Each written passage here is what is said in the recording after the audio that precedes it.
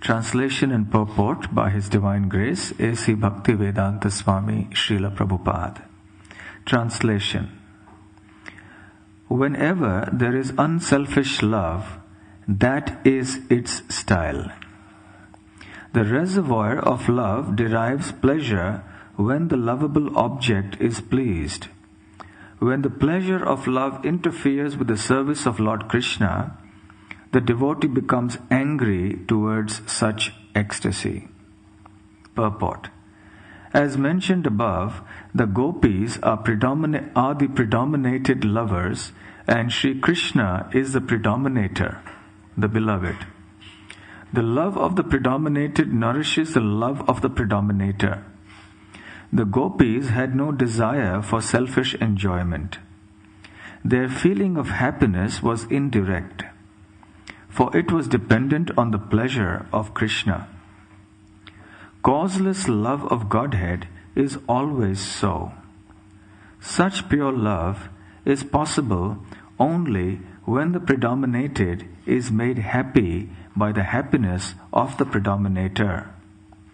Such unadulterated love is exemplified when the lover deprecates her happiness in service that hinders her from discharging it.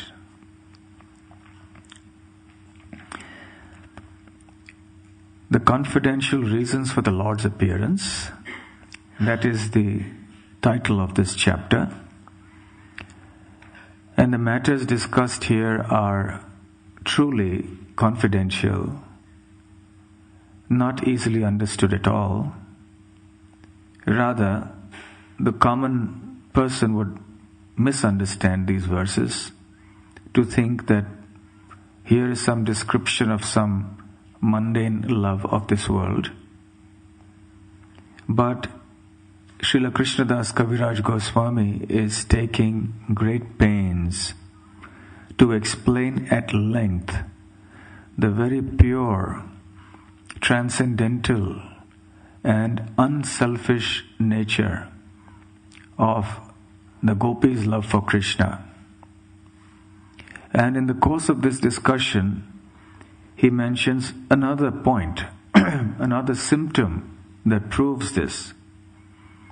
And that is mentioned here ultimately in this verse, that the gopis are not interested even in the pleasure or the happiness that comes out of serving Krishna. In fact, they deprecate the very happiness that comes out of service if it interferes with the service. The service is being rendered for the pleasure of Krishna, not for their own pleasure. And if in the course of serving Krishna, not if, certainly when Krishna is served, the devotee experiences great happiness, great pleasure. But if that pleasure that the devotee experiences in serving Krishna interferes with the service, in other words, it interferes with the happiness that Krishna feels, then the devotee deprecates that happiness and doesn't want that happiness. And in the verses that will follow, Srila Krishnadas Kaviraj Goswami will give examples of such deprecation by other devotees. Now, this selfless love on the spiritual platform, not on the material platform, is being spoken about here. And because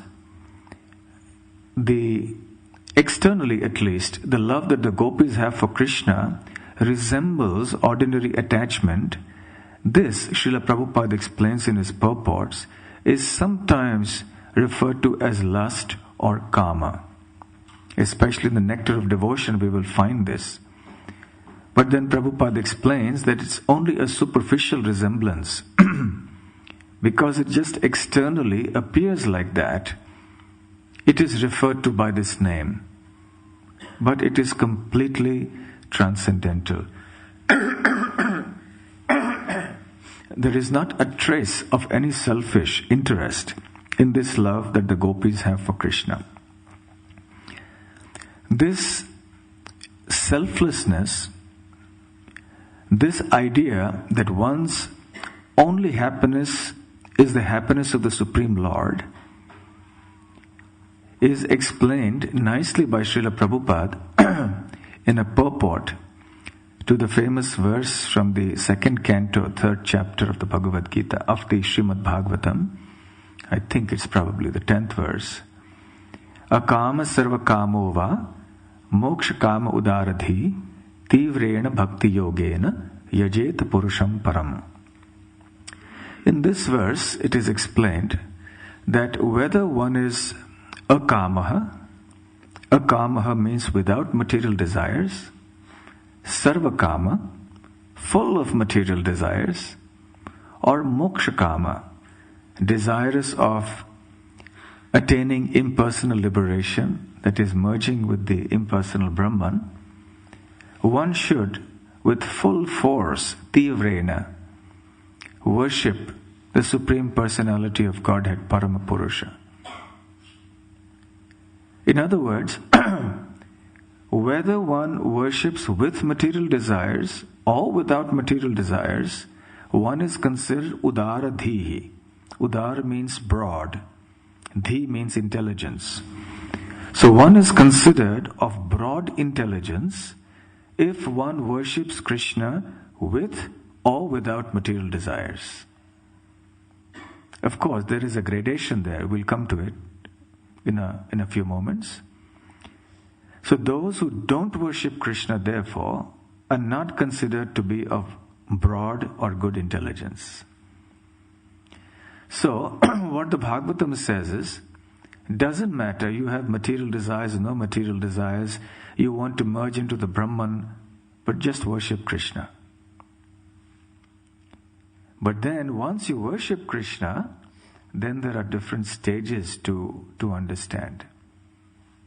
Obviously, the stage of complete selflessness, no material desires, no selfish desires, is the topmost. And that is the aspiration of the devotees. The devotees want to love Krishna like that, without any trace of selfish desire, no material expectation. So that is akama. And then there is sarvakama. That is usually the fruitive workers who want to take shelter of Krishna to fulfill their material objectives, their sense gratification, gross or subtle. And then there is a mokshakami, those who want to merge into the impersonal. Now it is interesting, Srila Vishwanath Chakravarti Thakur in his comments explains that why is the word mokshakama used separately apart from sarvakama? Sarvakama means all desires. He says because the Bhagavatam wants to demonstrate that mokshakama is not a state of freedom from material desire. It's not that sarvakama only pertains to the objects of this world, but even if one wants to merge into the impersonal Brahman, it is a selfish desire, because usually such an objective is driven by a desire to be free from the suffering of this material world. One wants to get some relief from the distress of material existence, and one wants to merge into the impersonal Brahman. So even that desire to be free from distress of material existence is a selfish desire from the highest standpoint of pure Krishna consciousness. Now what a high platform that is. Of course, initially when we come to Krishna consciousness, and for a long time after that, we always talk about how the material world is a place of misery and it's better to leave and go back to Goloka. The principle holds, but nevertheless, as we go deeper into bhakti, we begin to understand that it's not only avoiding material distress that is our motivating factor. It is the pleasure of Krishna. So in this way, the mokshakamis, Vishwanath Chakravarti Thakur explains, are even more full of desire. Therefore, they have been classified after Sarvakami. So there is a progression here. The akama, without material desire, are the best. Then there is the Sarvakamis, who desire all sorts of sense gratification, gross and subtle, within this world. And finally, there are the mokshakamis, who desire impersonal liberation, the lowest of the three who worship Krishna. So, Srila Prabhupada talks at length about this akama spirit. Kama means material desire, akama means without material desire. Srila Sridhar Swami explains that the word akamaha in this verse of the Bhagavatam refers to a pure devotee. And then Prabhupada speaks at length about this akama spirit. He says the material world is full of the kama spirit. And the spiritual world, the Vaikuntha world, is full of the akama spirit. And in the Vaikuntha world, there are also gradations of perfection in the akama spirit. Everywhere in the spiritual world, you will find selfless love for the Supreme Lord. Even when the four-armed form of Narayan is worshipped in the Vaikuntha planets. But then, the perfection of that, or rather, higher than that, is the akama spirit that is found in Krishna Loka.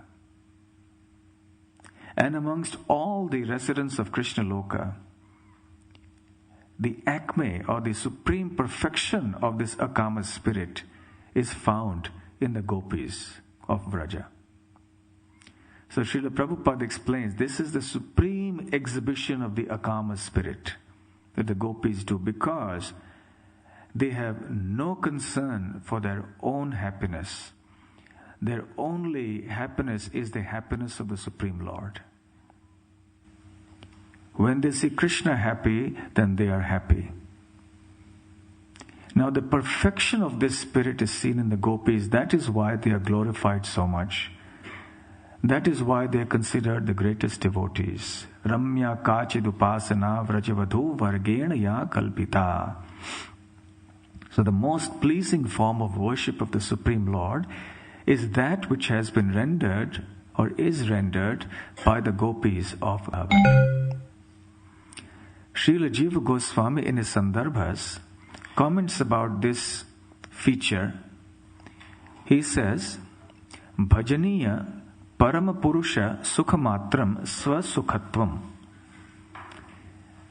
What this means is, Bhajaniya refers to worshipable, Paramapurusha means the Supreme Lord, Sukhamatram. Sukha means happiness, Matra means only.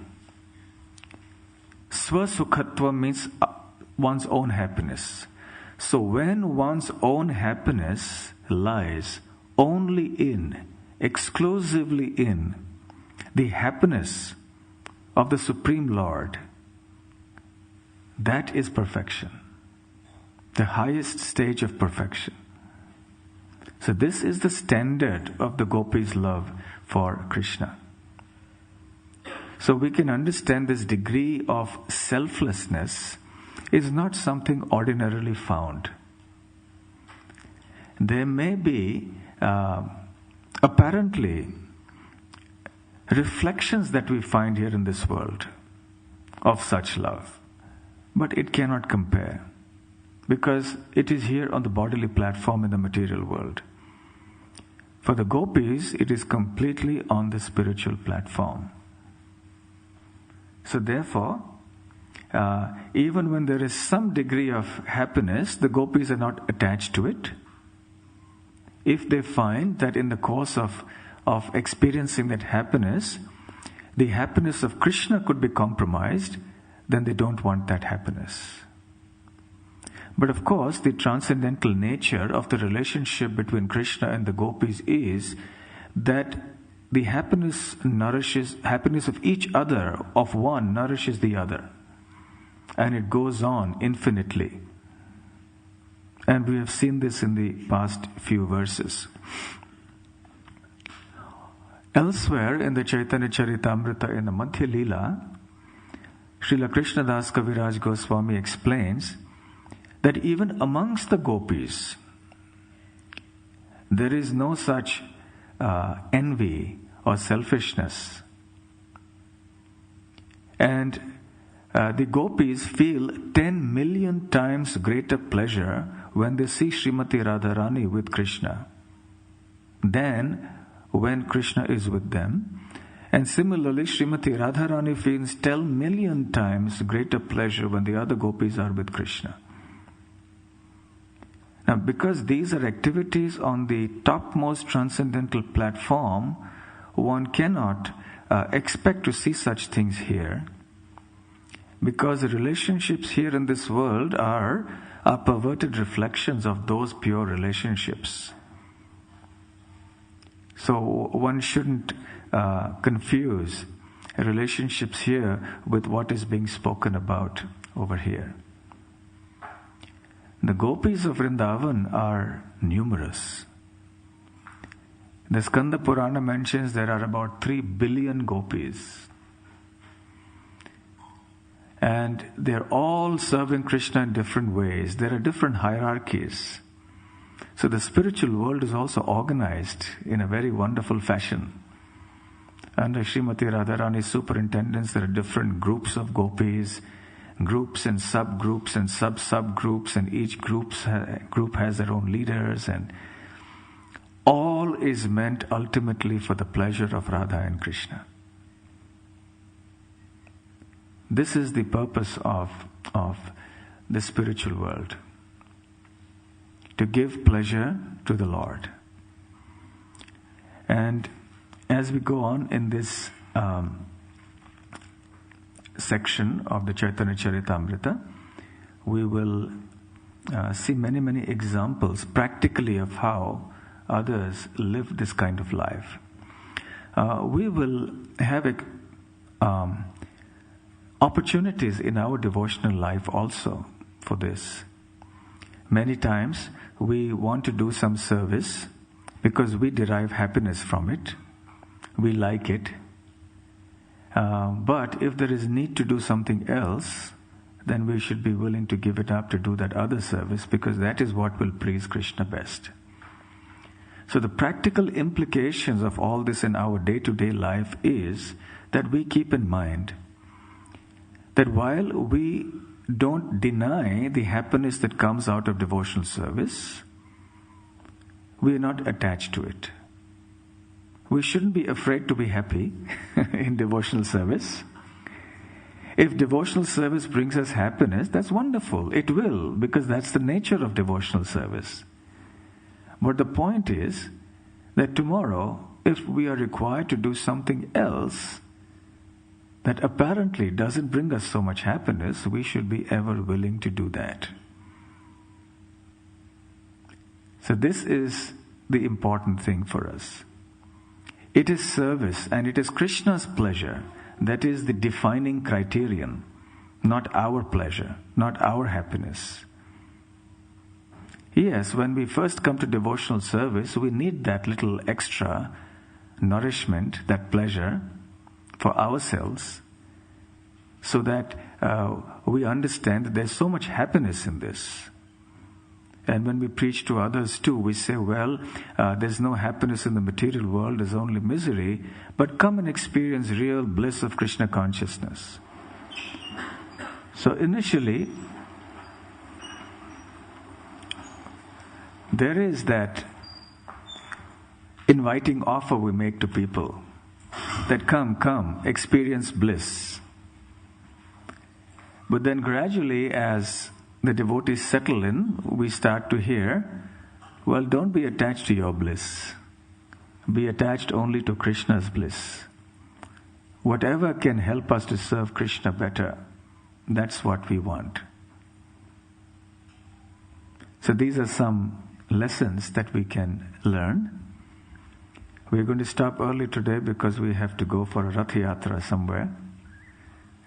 So we'll stop here for questions. We can have a discussion for about 10 minutes and then we'll end today. Are there any questions or comments? Yes. Can you speak up a little bit?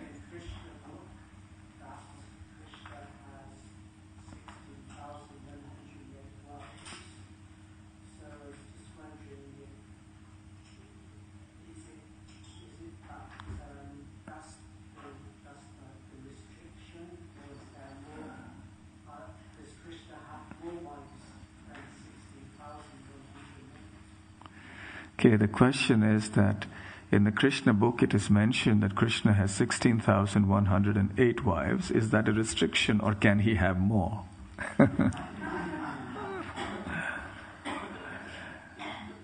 No one can restrict Krishna, can they? 16,108 actually refers to his queens at Dwaraka. Well, actually, as far as the gopis are concerned, there's no limit. Even the figure of 3 billion is really just a figure. But for Goloka Vrindavan, there is no limit. Krishna is unlimited, so his gopis are also unlimited. His cowherd boyfriends are unlimited. Everything about Krishna is unlimited. Who can limit Krishna? That is proof that he is God. That he can do all this. And because everything is ultimately an expansion from himself, directly or indirectly. So he's not enjoying anything outside of himself. So there's no fault in that. All right? Yes, Maharaj. Hare Krishna. What is the criteria for developing that selfless mood, and how to avoid, let me say, false ego in executing the selfless mood? Yeah, Maharaj has asked a very important question. How does one develop that selfless mood? And how does one protect oneself from the ego that comes out of being selfless? I'm the most selfless devotee, right? That's the feeling that could come if one becomes selfless. So then that's not selfless anymore. Because now we want something selfish. We want that subtle gratification of the ego. That I am really so selfless. If one is actually selfless, one will also be detached from the selfish desire to feel good or great about one's own selflessness. So yes, at the end of the day, pride is such a thing in this world. It creeps in unexpectedly and often expectedly, of course, also. At the smallest of things. As the saying in English is, even the pauper is proud of his penny. So even if somebody doesn't have any qualifications, but there is still scope to get proud. And then if somebody is trying to lead a selfless life, how much more scope there is for pride to creep in, that I am so selfless. So indeed, it's a predicament that the devotee has to carefully guard against.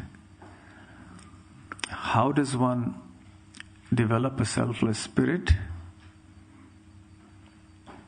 I guess by hearing and practicing and associating. When one constantly hears about selfless love, then gradually one tends to develop that by the power of hearing. If one is constantly hearing about how we must be number one in the world and how we must constantly enjoy this world, then we also start thinking like that. So if we're constantly hearing about how our Krishna consciousness must be selfless, and we hear from the Bhagavatam, the Chaitanya Charitamrita and so on, then our thinking and our attitudes also get molded accordingly. And secondly, we practice that. Krishna will give us plenty of opportunities every day in our day-to-day life. And we practice. It may be painful sometimes, but that's the opportunity Krishna is giving us to advance.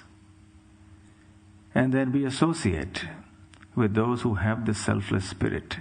That gives us inspiration. It shows us that what we are talking about is not something just theoretical or up in the air, but there are devotees like this around me, yes, who are living this selfless spirit, or at least they're sincerely aspiring to be in that spirit. So such association can be very inspirational and powerful. And I would say lastly, powerful, sincere prayer through chanting of the holy names and also directly to the deities. The lordships, they hear what we ask for.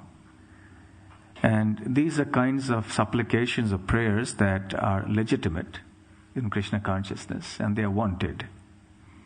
In fact, Rupa Goswami mentions prayer in 2 or 3 different places amongst his 64 items of sadhana bhakti. So there are different kinds of prayers. So, samprarthanatmika, that's offering, feeling deep felt prayers. And please, we can beg to Krishna for developing these devotional qualities of selflessness or humility or devotion and so on. So I guess it's a combination of these different factors that can help us. And how can we avoid the pride that comes out of being selfless is vigilance. Vigilance is the price for freedom. Freedom from the baser instincts of this material world, like pride and so on. One has to be constantly vigilant and introspective. That am I really feeling some gratification that I am so selfless? And then we understand. At the same time, we shouldn't let that interfere in the way of our day-to-day activities. Otherwise, we'd constantly be just dragged down by all this. So we can be positive, we can be enthusiastic, we can be proactive in serving Krishna, but reflective and vigilant to see that unwanted things don't creep in to the heart.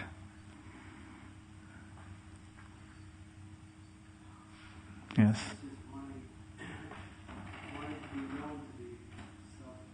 I beg your pardon? Such as the desire to be acknowledged as being. Yes. The desire to be acknowledged as being selfless is also a manifestation of pride. We want to be known. Interestingly, in the Bhagavad Gita, when the 20 characteristics of knowledge are being described, and humility is the first one, Srila Prabhupada in his purport defines humility. Does anyone remember how Prabhupada defines humility here? not wanting the distinction to be honored by others. Correct, absolutely. Not wanting the distinction to be honored by others. That's humility. And the highest honor you can have is, oh, he's so selfless. You can get honored because you're a great billionaire or, a great, cricket player or whatever it is. But to be honored for being completely selfless is way up there. So it's a manifestation of very deep-seated pride. Yeah. Think about how even Srimati Radharani, when she was giving her full attention, she became a little bit, you can't say proud of the material very much. There was some feeling of purpose, when Krishna left. Yes, yes. So when you think about that, you think, what is life? Yeah. So Chandramauli Maharaj is mentioning how when the gopis got a little proud that Krishna was with them, then Krishna left them. And then they came to realize, oh, we got a little proud, so Krishna left us. And actually, the various prayers of the 10th canto, like the Gopi Geet and so on, are chanted in this period of lamentation when the gopis are thinking, oh, Krishna left us and went. And we became proud. So that, of course, is for teaching us a lesson that we shouldn't be proud that we are Krishna's devotees, or we shouldn't be proud that we are selflessly devoted to Krishna and so on. Yes, Maharaj, very good point. Thank you, Maharaj. Yes, Vishwambar Prabhu.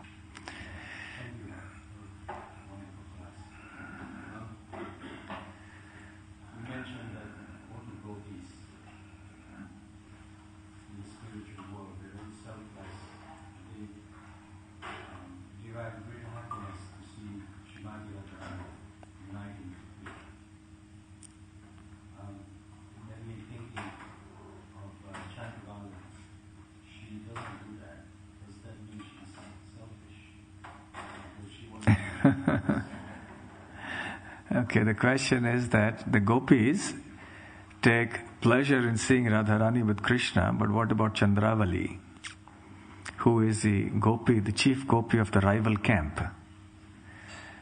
These are transcendental arrangements to nourish the rasa. Among all the gopis of Krishna, of all the 3 billion that I mentioned, 8 are considered the chief. And this 8 doesn't refer to the Ashtasakhis, but it refers to some of them, but not all of them. And included in this 8 is Chandravali. And among the 8 chief gopis, the 2 chief are Radharani and Chandravali. So this arrangement, she's actually Radharani's cousin. And it's all part of the transcendental arrangement to create that whole rasa, to increase that mellow. Just like this whole thing about apparently the gopis being married and then they leave their husbands to go to be with Krishna. It's all a big transcendental drama that's being enacted to nourish the rasa of devotion. So similarly with Chandravali also, the very purpose of that is to bring about those sentiments. Yes.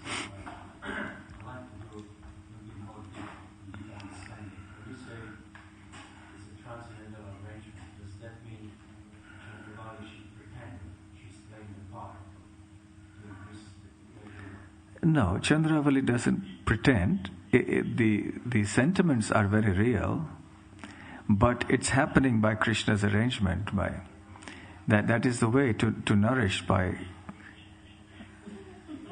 Yes, it's probably confirms what we are saying. Yes.